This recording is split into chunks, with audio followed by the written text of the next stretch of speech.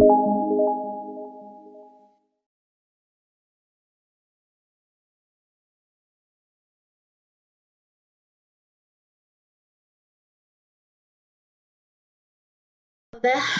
when my children were little, they used to love it when I would read to them. And after we became a Christian family, I came upon a book in the Christian bookshop in Streetsville, and it was called Shoemaker Martin, and it was written by Leo Tolstoy.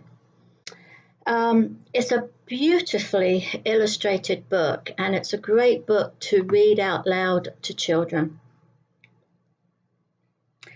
I can't find it now. I think I must have given it back to Elizabeth or Simon. When we retired, I decided it was time that they kept their own keepsakes. We didn't have room to store all their stuff anymore, so either Lizzie or Simon happened to have the book. So I'm trying to guess the gist of share with you the gist of what was in the book. Anyway, the story goes something along these lines. Shoemaker Martin is a believer, and he wants to meet God. And so one night when he's saying his prayers, he says to God, I want you, will you come and visit me tomorrow? So the next day when he gets up, and he's a shoemaker, that's why he's called Shoemaker Martin, and he has lots of customers come in, people he knows, but during the day there's one stranger. Later on there's a second stranger happens to come in his store, and then a third stranger. And each time that these strangers come through his doors, the book tells us that he showed great kindness to them. They each had a need, and he was able to help them to fulfill that need. But 5 o'clock came, and it was time to shut the door and lock up shop. And later on, after he'd had his supper and he spent his time in prayer with God that evening, he says to God, you never came to visit me. I really, really thought that you were going to come and visit me today. And God replies, Martin, I did come and visit you. Do you remember that first stranger who came in? Do you remember the second stranger who came in? Do you remember the third stranger that came in?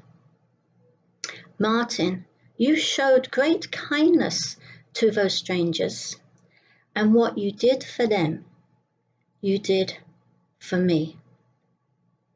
Now, if you know your Bible very well, you will know that that story is based basically on scriptures which are found in Matthew 25:31 to 46.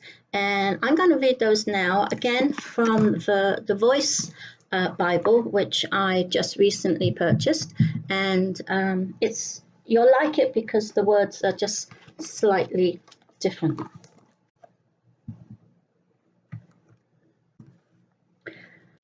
So, chapter 25:31.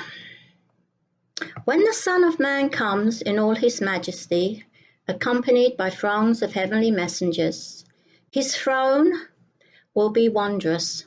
All the nations will assemble before him, and he will judge them, distinguishing them from one another, as a shepherd isolates the sheep from the goats.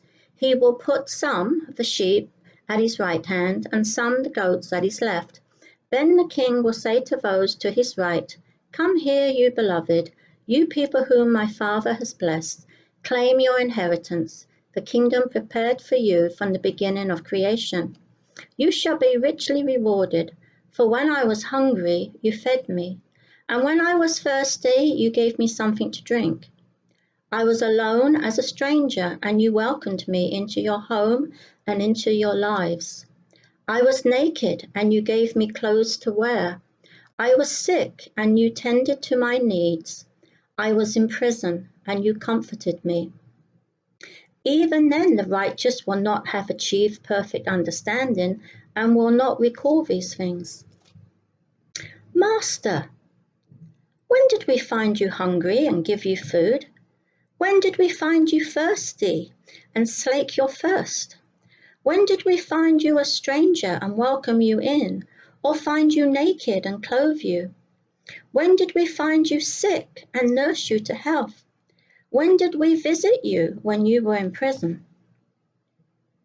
I tell you this, whenever you saw a brother or sister hungry or cold, whatever you did to the least of these, so you did to me. And that he will turn to those on his left hand. Get away from me, you despised people whom my Father has cursed. Claim your inheritance, the pits of flame in hell, where the devil and his minions suffer. For I was starving, and you left me with no food. When I was dry and thirsty, you left me to struggle with nothing to drink. When I was alone as a stranger, you turned away from me. When I was pitifully naked, you left me unclothed. When I was sick, you gave me no care. When I was in prison, you did not comfort me. Master, when did we see you hungry and thirsty? When did we see you friendless or homeless or excluded? When did we see you without clothes? When did we see you sick or in jail? When did we see you in distress and fail to respond?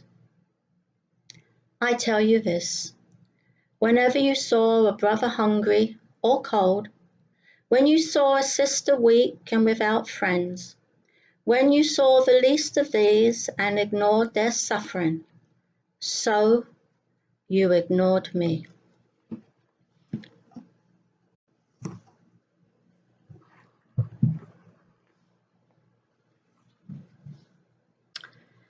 This past Sunday, when I was watching the Barry Citadel service, Andrew used the song from the songbook 939, They Need You, They Need Me, They Need Christ. And I just want to read the first verse to you.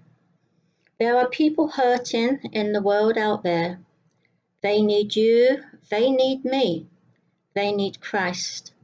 There are children crying and no one to care. They need you, they need me, they need Christ. And they go on hurting in the world out there.